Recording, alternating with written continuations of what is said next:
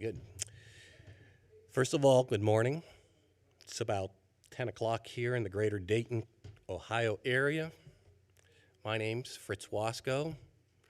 I'm here to provide you with insights on emergency management opportunities.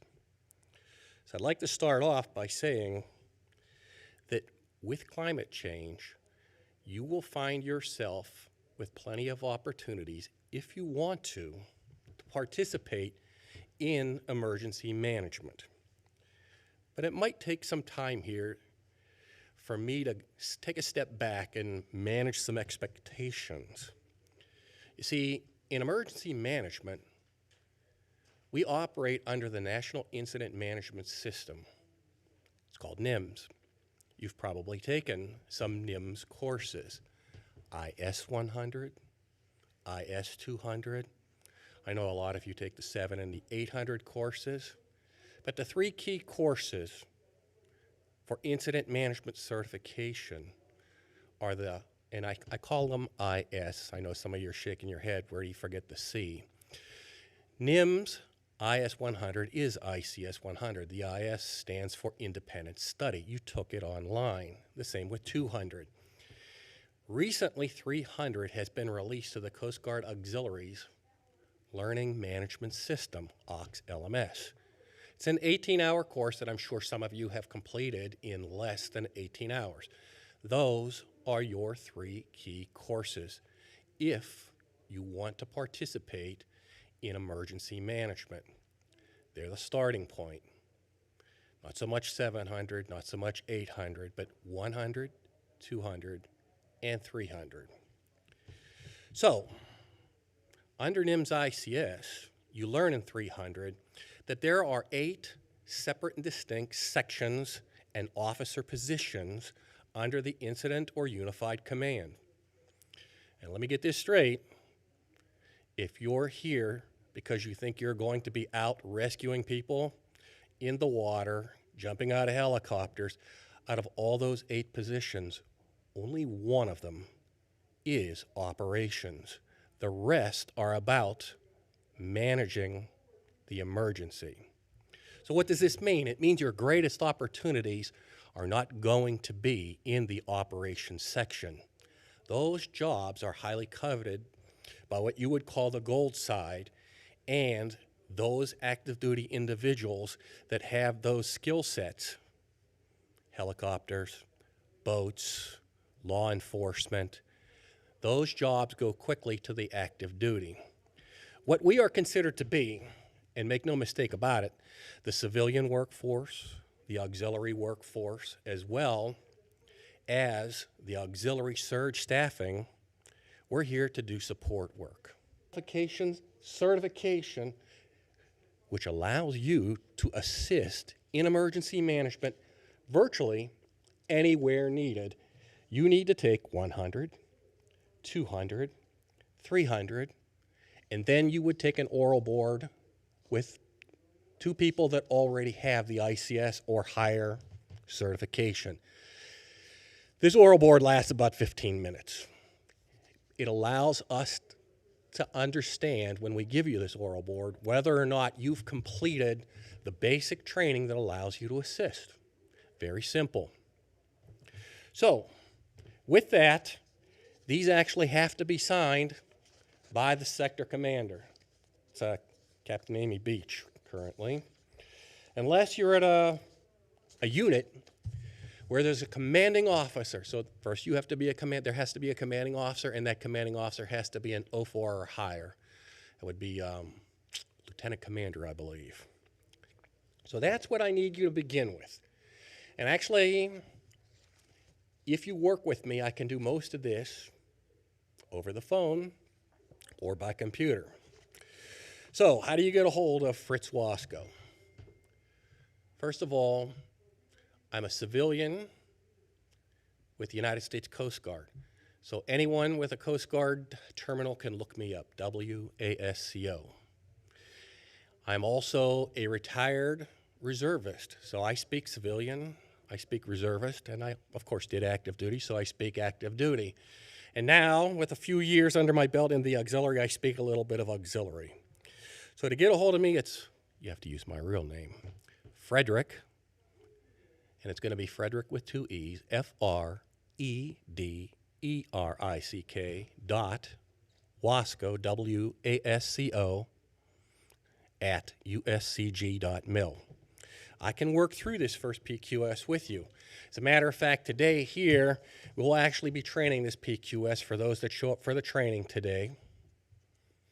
And if those individuals train with me today, they're going to get aboard, whether they like one or not. And I guarantee you that probably 99% of them will pass the board because it's easy. The second step in your journey towards incident management is going to be something called the Core A General Tasks for all unit leaders. Another PQS. Again, so what do I have to do for education here? Oh, look, it's 100, 200, and 300 again. We're going to be training this today as well. So ultimately, there are approximately, well, not approximately, let's take a look, 49 tasks in this book. Interestingly enough, this is not a certification. So if you get through these 49 tasks, and many of them are signed off by the ICS 300 course if you've taken it, some of them are going to be covered in the training. So anyone that does the training today with me will probably get through about 2/3 of this book if they have 300 and do the training. But there's going to be a little left that has to be done outside in the real world.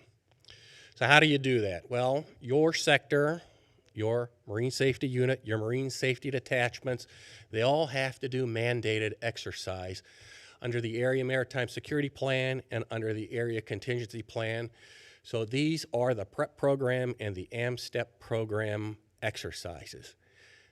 The real ticket here are the full-scale exercises. Get involved with your unit. If you have difficulty finding out when these exercises are, you can call me. I can look up an exercise anywhere in the country using the Coast Guard's contingency preparedness system. And these exercises are what the Coast Guard uses to test those specific plans associated with those programs. So if they're testing the Area Maritime Security Plan under the AMSTEP program, there'll be a lot more prevention, there'll be a lot more mitigation before there's an actual response. Under the PREP program, there'll be a lot of response because that's the pollution hazmat portion, not the security portion. So we'll jump into action probably with some geographic response strategy associated with a given area. So that's your beginning steps. Ultimately here, these two PQS booklets will give you the opportunity to move forward to any unit leader position. So what are unit leader positions? Remember I told you there were 8 sections in named officer positions. So that would be the operations section, the planning section, the logistics section, the finance section, and the intel investigation section. Your biggest chance for actual surge response is going to be in the planning sections. So that would mean situation unit leader, resource unit leader, demobilization unit leader, documentation unit leader, and any position that assists with or is subordinate to those positions. So how do you actually get an overview of what those positions might be? Well, the Coast Guard has what's called an Incident Management Handbook. The IMH it's known as. It's going to be tough to find these nowadays.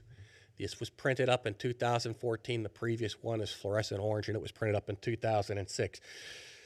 If you served in the Coast Guard as long as I have, it went all the way back to Two-Eyed NIMS, National Interagency Incident Management System. It was called the FOG, the Field Operations Guide.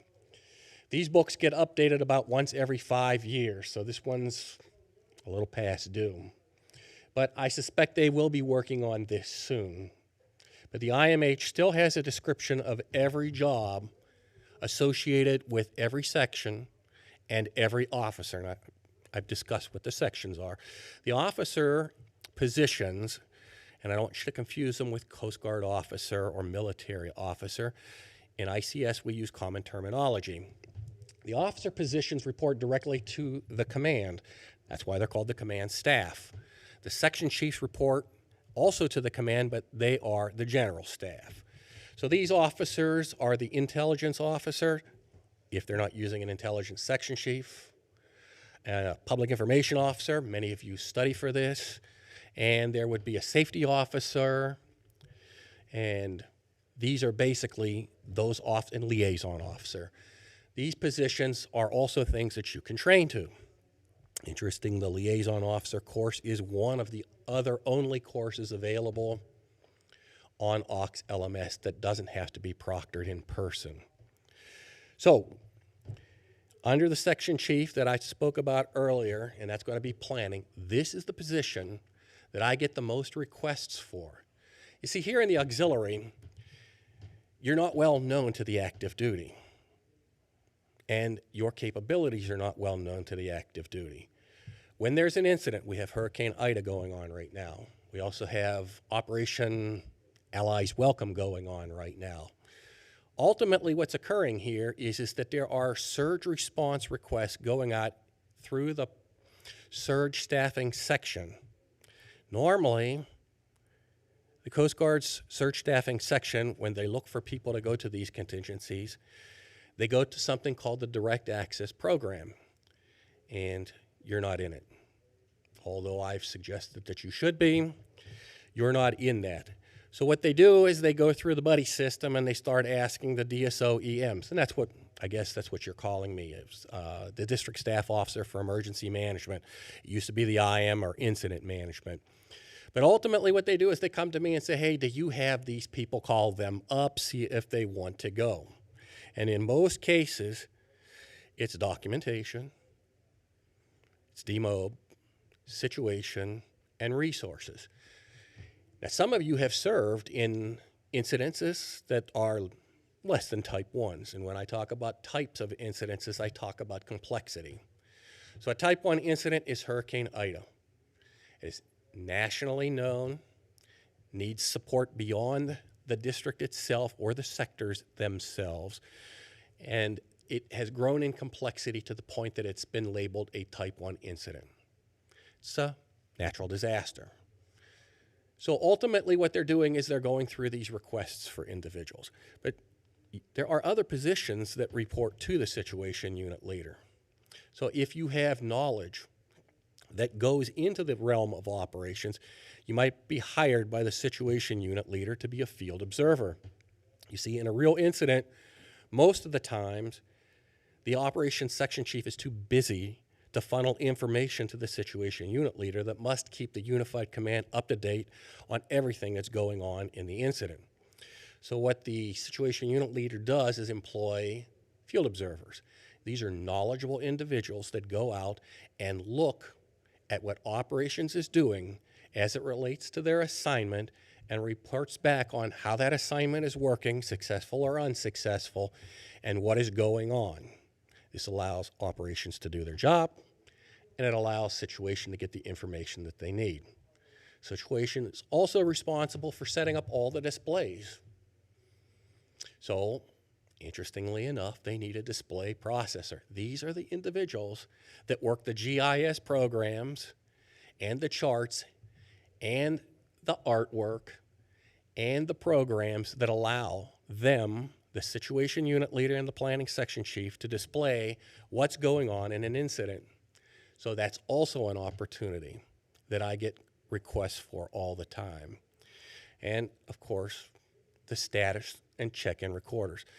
Many people confuse this because it's the certification. Well, there's not exactly a certification at the Coast Guard side, but many people confuse this as a single job, status check-in recorder or check-in status recorder. It's actually two jobs.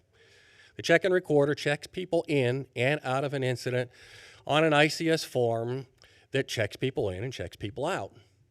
The status recorder works on a different form. It's a funny shaped form called a T card, and it reports the status of every resource. So the check-in recorder and the status recorders both work for the resource unit leader on two separate forms. Now, I've been on incidents where they don't completely fill out the ICS check-in form, but if you actually take a look at these two forms, they match up quite well. So the training you receive on the job training here will allow you to understand why that check-in recorder has these unusually named columns that you don't usually fill out when you do exercises. For example, I get these 213 resource requests, and the first thing they ask, of course, is a quantity, and then they ask, what kind of resource do you want? And usually that gets left blank. It usually gets left blank also when check-in recorders do that. So if I'm checking into the incident and I'm a planning section chief, I'm what they call overhead. That's the kind of resource that I am. Not tactical, I'm overhead. I go on a white T card, if you will. And then there's type. Again, that's complexity. Now, most of my career, I have served on about 22 Type 1 incidents, and because I get to go no matter what anyways, ultimately, I've never gone through the certification process for the Type 1 certification. So when they order me, and they do that quite a bit, unfortunately, I'm only a Type 3 certified person in incident command, planning logistics, and quite a few unit leader positions below that. But that's what the actual type means. It's the complexity and the experience level, or it's the complexity of the incident, or it's the capability of a resource. A Type 1 helicopter is going to carry much, much more than a Type 4 or Type 5 helicopter. So ultimately, these are some of the jobs that we're actually asking you as auxiliarists to fill. So I'm trying to manage a little expectations, and I'm going to get back to what I said earlier. You're probably not going to be jumping out of boats, rescuing people. You're going to be managing information. So it's going to be something that's rewarding to you, but it's also something that's going to be difficult for you. First of all, to get some of the certifications, you have to have classes beyond 100 and 200 and 300. And trust me, the auxiliary rarely gets called to fill these jobs. So sometimes you have to seek these classes out from FEMA. Now, if you live, well, let's take Ohio here, for example. If you live in the Columbus area, I'm thinking of a town called Dublin, Ohio, you're going to have a great opportunity to get classes because that's where the state EOC is, and they're going to hold a lot of classes there. But if you're out somewhere far from these locations or far from great metropolitan areas, it's going to be difficult for you to get these classes. Even for the United States Coast Guard, the Reserve is also a surge staff. They can't go to these classes without the proper funding. So it's difficult to get these classes. But here's the key. You can still earn what's called an interim certification without the education, and hopefully sometime that education will come to you. So that's the bad part. The good part is that you're going to really enjoy this work. I've been doing this since Hurricane Ike in 2008. I've spent about, well, let me put it to you this way. I had 30 years in the Coast Guard, 6 years in the Air Force. I spent the first 20 years of my career doing Type 4, Type 5, and Type 3 incidents. I spent the last 15 years of my career doing Type 1 and Type 2 incidents. And I have quite fond memories. But I think I also have to manage some expectations here. You're going to be going to wonderful locations, and you're going to be seeing them at their worst. I was in the Caribbean, in Haiti, after the earthquake. Haiti itself has its own difficulties when it comes to an island nation, but they were truly at its worst after the earthquake. After Hurricane Harvey, I was explaining here a little earlier, it was the summertime, so it's basically pretty hot down there, and my hotel, I was lucky enough to get a hotel room, was on the second floor because they had to set up planks so that we could get over to the steps because the bottom floor was still flooded and there was no air conditioning. So you're going to be doing wonderful things, but you're going to be at locations that are operating at their worst. So you have to know this going in. And also, in many cases, while your travel and your per diem will be covered, just like anyone else in the Coast Guard, you will probably have to pay for your per diem and pay for your hotels up front and get reimbursed later. Here during Hurricane Ida, it's going to be a problem for many people because what's happening, and this is something you probably don't know or would never know, that the system that they use to reimburse individuals, known as TPACs, they're going to shut it down at the end of this fiscal year, which is September 30th. So if you do not get your travel claim into your, and in your case as an auxiliarist, you fill out a paper and you hand it off to someone who has the privilege or the right that you've granted them to enter your claim into the TPAC system. If you do not get that in by the 17th, and if you're at Hurricane Ida, you're probably not going to get that in, I'm not really sure if they're going to get reimbursed until in December, maybe even possibly January, depending on the rollout of the new system. So you have to go into this knowing in emergency management, it's going to be difficult, challenging, it's going to be rewarding, but it's also going to be financially challenging, it's going to be physically challenging, but I think it'll be very rewarding for you. Where do I go from here? Well, first of all, I want those of you that are interested to start making your connection with me. To make that connection, I think I gave you my email address, frederick.wasco@uscg.mil. I am still a full-time civilian in the United States Coast Guard, and you can reach me on my duty cell phone or text me on my duty cell phone, area code 216-258-9516. For those of you who know the area codes, yes, that is a correct area code for where I live. That's the greater Cleveland area.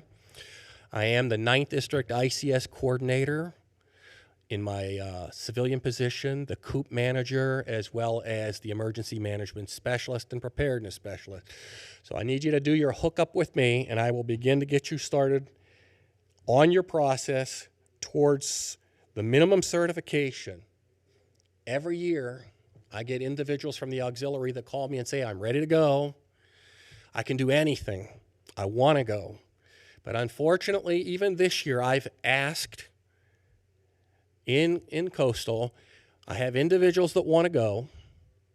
They have 100, 200, 700, and 800 FEMA independent study courses under their belts. Do you want some of these individuals? And I haven't got a yes back.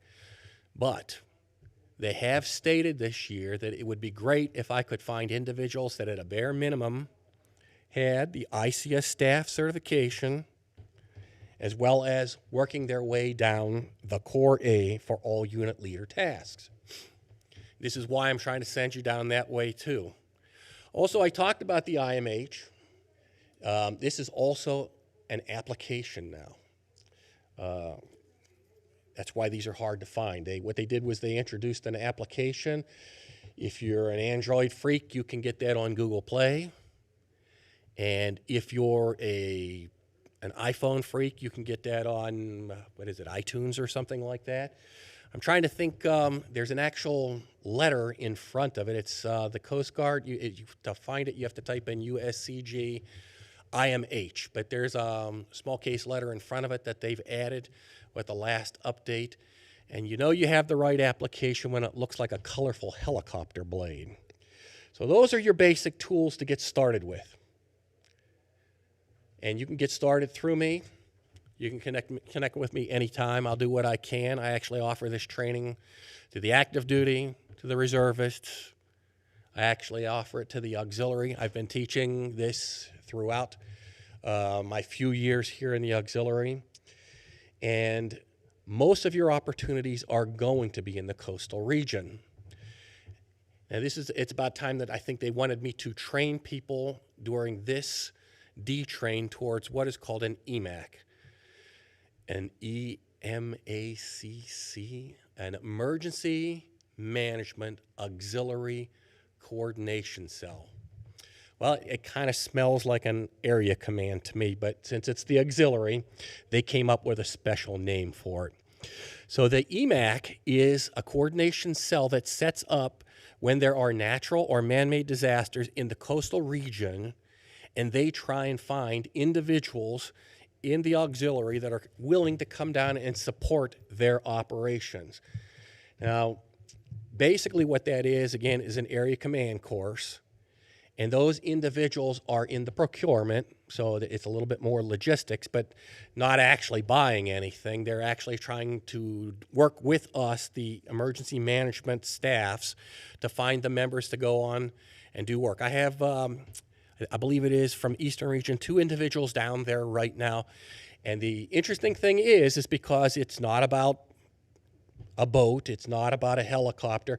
These individuals had basic ICS skills, 100, 200, 300 ICS staff, and we're working on their Core A books. That they've gone down there and they've done quite well, even though they don't have a lot of other Coast Guard or Coast Guard auxiliary boat crew qualifications.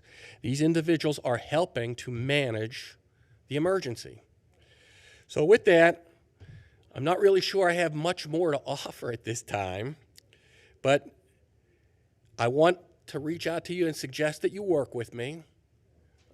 So get started with ICS staff in the Core A book. And if necessary, I can find you full-scale exercises that are occurring near you. Many people do snowbirding, where I'm from at least, in the Great White North on the North Coast, in the Great Lakes. So I help auxiliaries all the time find exercises during the winter time in D7 or southern D8. So when they snowbird, they can do their work down there. And most of the exercises are during the summertime in the Great Lakes region, usually in the July, August, and September months. Trust me, I've just gotten through quite a few of them, and I help them find those as well. Now, believe it or not, being in the 9th District, there's an individual here in the 8th Eastern Region that I hire often because he's quite good at what he does. So it's, and when I say I hire him, I actually pay travel and per diem to get the individual to come to our exercises, only because he has very special skills with regard to incident management system software, which is probably the final key here, is that there are a few softwares that you can learn, and they're pretty easy to learn, and there's actually online training for them all except for one. It's the Coast Guard is mandated to use the incident management system software. It's the response group's incident action software, but it's ours. It's our special, so we had to give it a special name. We can train this, and we train a basic course here at the D trains. And basically what happens here is you get a basic understanding of it, and it's pretty intuitive, and you can help out in the field with the data entry and the management of all the ICS forms in the incident management system software. The other program that we use a considerable amount of is something called the CART. It's the Common Assessment and Reporting Tool for basically disruptions to the maritime system. So if the inland rivers were blocked, a team comes in and they work to stop the blockage and keep the mobility of commerce going, and they use the CART system as their reporting tool. And then I think third, finally, under the PREP program, I'm not really sure if all the districts do it this way, but the geographic response strategies associated with the area contingency plans usually have some fundamental background work done in the NOAA Corps' IRMA program, which is another GIS program. The Coast Guard uses a OneView program, but I'm not really sure if the ALAC card works this, but it takes a CAT card to get into the OneView. So I wish they actually had an opportunity for question and answer, but that you can do directly with me. Again, 216-258-9516 or frederick.wasco@uscg.mil. That's it.